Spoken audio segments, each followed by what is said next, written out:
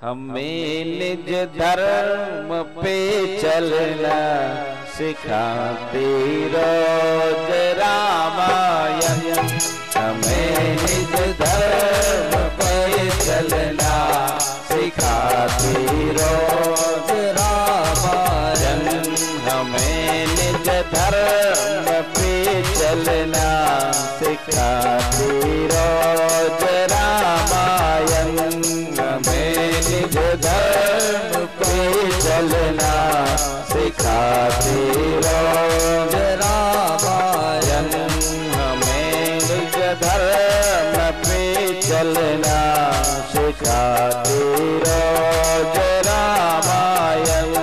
हमें निज धर्म पर चलना सिखाती रोज रामायण।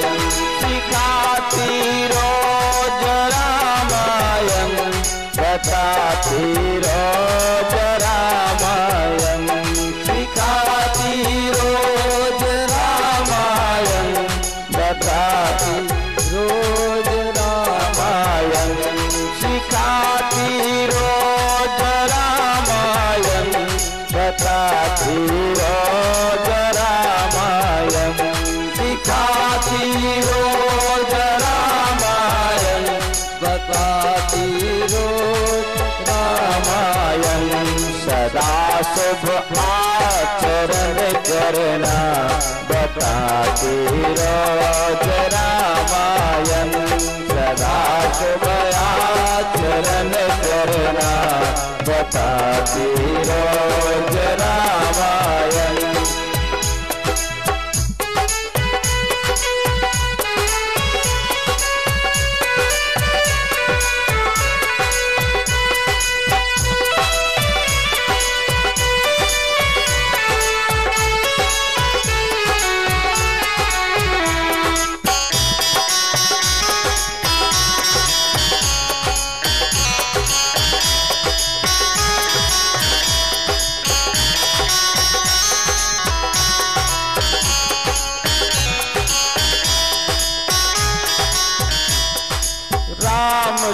रामचरितमानस यही नामा।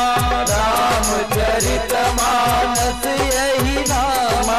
सुनत श्रवण पाई विश्रामा। सुनत श्रवण पाई विश्रामा। राम कथा सुंदर करतारी। राम कथा सुंदर करतारी। संशय विहग उड़ावन हारे।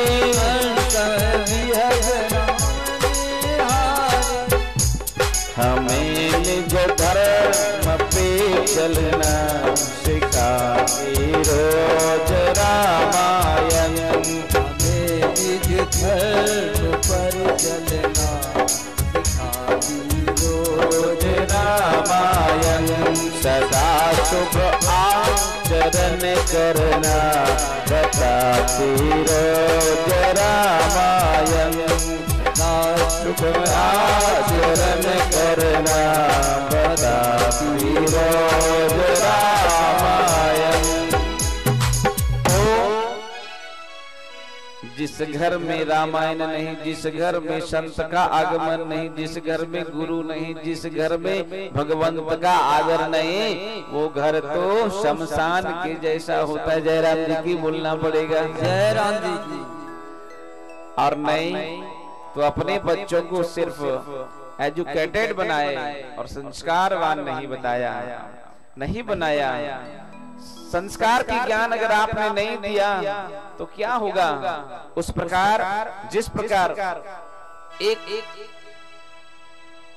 व्यक्ति अपने पुत्र को पढ़ाने के लिए एक समय भोजन नहीं करता, एक ही कपड़े को साल भर चला लेता किसी तरह, और पैसे को बचा बचा कर विदेश में बच्चा को पढ़ाया, और जब वो पढ़कर आने लगा तो साथ में पढ़ने वाली लड़की से उसको कहीं न कहीं नैन मिल गए। उसने कहा क्या मुझसे शादी करोगे क्या? तो लड़की ने कहा शादी तो कर लूंगी, लेकिन तू जो हिंदू धर्म को मानने वाले हो, अगर तू राम भगवान, कृष्ण भगवान, ब्रह्मा, विष्णु, महेश और ये हनुमान जी पूंछ वाले बंदर को नहीं मानोगे तो ही मैं शादी करूंगी, क्योंकि मैं यीशु मसीह को मानती हूँ। ओहो, इस डॉक्टर ने कहा कि बोले कि बिल्कुल मैं तैयार, तुम्हारे जैसा ही चलूंगा, लेकिन चल विवाह कर ले। विवाह हो गई, भारत आया तो भारत में जो अपने साथ लाया था सभी भगवान का चित्र सबको हटवा दी, फिर बड़ा सा यीशु मसीह का चित्र लगा। इधर पिता को चिट्ठी लिखा, क्योंकि अभी तो मोबाइल चलता, उसमें चिट्ठी चलता था। पत्र लिखा, पिताजी मैं डॉक्टर बनकर भारत में मुंबई में आया हूँ। पिताजी बड़ी प्रसन्नता के साथ गांव में हल्ला किया, बोले जानते हो मेरा बेटा डॉक्टर बन के आया है। अरे मत पूछो, जिस क्षेत्र का एक नौजवान सफल हो, जिस गांव का एक नौजवान सफल हो, गांव के सभी लोग कहते हैं ये मेरा रिश्तेदार है। अगर कोई रिश्तेदारी नहीं तो कहेगा ये मेरा गांव वाला है। ऐसा कोई न कोई संबंध जोड़ ही लेंगे। लेकिन एक नौजवान अगर बदनाम हो जाएगा तो यहाँ तक कि अपने रिश्तेदार भी कह देंगे इससे मेरा कोई रिश्ता नहीं है, भले उसमें मैं लगता हूँ। जयराम जी की बोलना पड़ेगा। वृद्ध व्यक्ति बड़ी प्रसन्न, और वो दौड़कर टिकट कर लिया और सीधा चल पड़ा ट्रेन से। जैसे वहां पहुंचा पते के अनुसार, खटखट, बहुरानी ने दरवाजा खोली, देखा वृद्ध व्यक्ति है। क्या है? कहा डॉक्टर साहब से मिलना था। ओहो, अच्छा रोगी होगा, कोई बात नहीं, बाहर बैठो। पता समाचार भिजवाई, कोई वृद्ध व्यक्ति आया है, रोगी, देखने आ जाओ। कार से वो बेटा आ ही रहा था, दूर से देख लिया ये मेरे और कोई नहीं, मेरे पिताजी हैं, जिन्होंने पैसा बचा बचा कर मेरे लिए इतना कुछ किया। तुरंत समाचार भेजा, अरे और कोई नहीं, ये मेरे पिताश्री हैं, अंदर करो। बुलाइए, आइए, अंदर आइए। जैसी अंदर हुआ, गौर से देखा, मेरे कोई भी भगवान का फोटो नहीं है, ये तो यीशु मसीह का है। अरे कौन हो तुम? कहा मैं आपकी बहू रानी हूँ, आपकी बेटा की पत्नी। ओहो, इसने बिना पूछे शादी भी कर लिया। बड़ा बड़ा झटका सा लगा उस पिता को। और कहा कि यीशु मसीह का फोटो, कहा तेरा बेटा, आपका जो बेटा है ना वो हिंदू नहीं है, वो अब ईसाई बन गया। इसलिए अच्छा, मेरा बेटा ईसाई बन गया। वो बेटा से मिला भी नहीं, चल पड़ा वो। घर में आकर रोने लगा, खूब रोया, इतना रोया, इतना रोया। किसी ने पूछा कि बाबा इतने वृद्धावस्था में बेटा को डॉक्टर बनाकर तुम रो रहे हो, ये पहली बार देख रहा हूँ कि किसी का बेटा डॉक्टर बने और ये वृद्ध व्यक्ति रो रहा है। कहा क्या करूं, मेरा बेटा बेटा नहीं रहा। एक तो अपने मन से विवाह किया वो, और दूसरा वो धर्म बदल लिया। किसी ने पूछा कितने पढ़ाए थे? कहा इतने पढ़ाए थे कि भारत से बच गया तो विदेश में पढ़ाए थे, बड़े बड़े अंग्रेजी की बुकें आदि आदि पढ़ाए थे। किसी ने कहा कितने सारे कुछ पढ़ाए, कभी उसको रामायण पढ़ाया, कभी उसको भागवत पढ़ाया,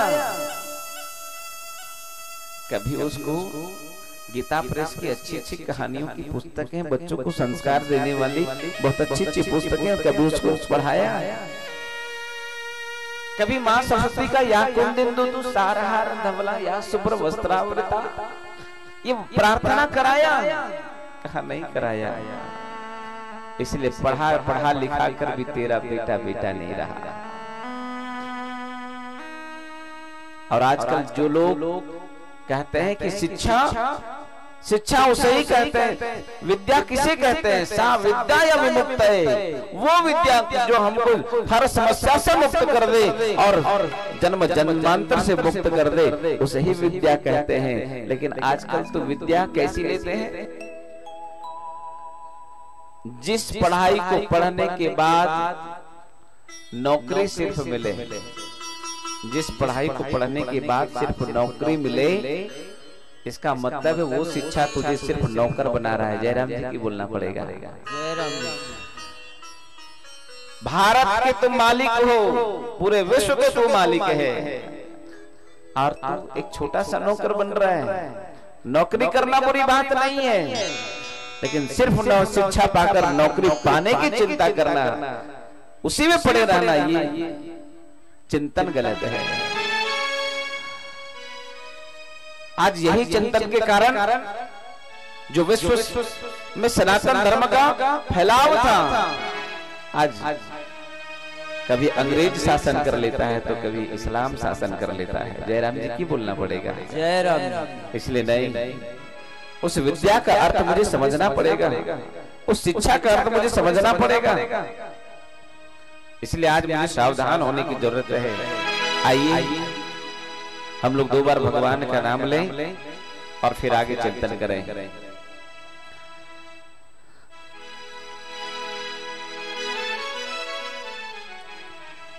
जय जय राम कथा, जय श्री राम कथा, जय जय राम कथा, जय श्री राम कथा, जय जय राम कथा, जय श्री राम कथा, जय जय राम कथा, जय श्री राम कथा। जिसे श्रवण कर मिट जाती है, जिसे श्रवण कर मिट जाती है, जिसे श्रवण कर मिट जाती है, जिसे श्रवण कर मिट जाती है, जन्म जन्म की बता। जय जय राम कथा, जय श्री राम कथा, जय राम कथा, जय श्री राम कथा, जय जय राम कथा, जय श्री राम कथा, जय जय राम कथा, जय